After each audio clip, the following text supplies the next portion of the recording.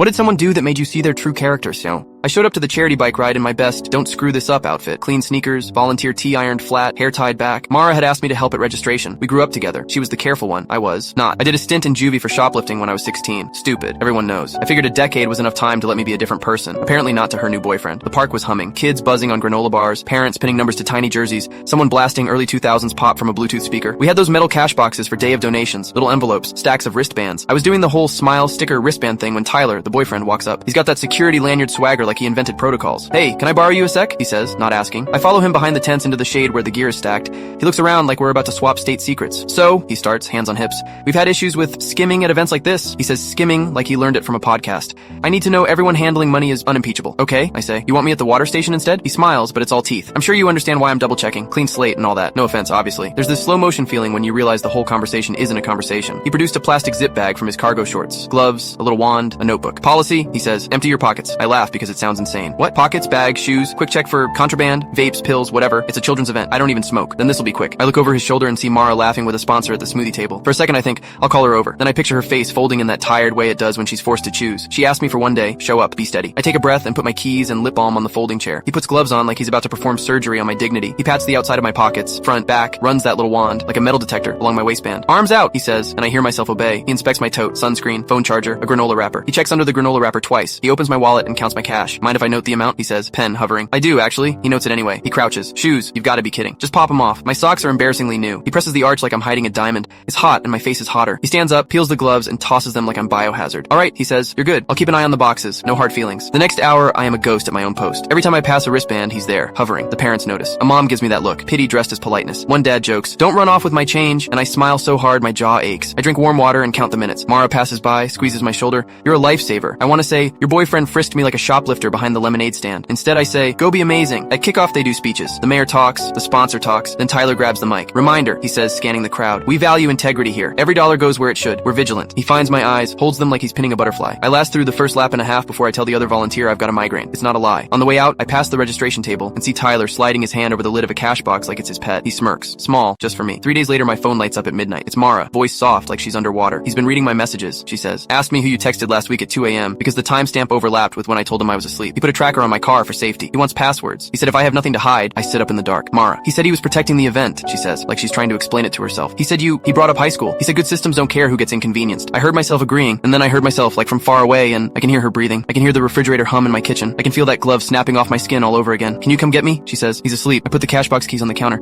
I'm leaving them there. I'm taking my bike. I'm taking my grandmother's plant. I'm taking my name back. Can you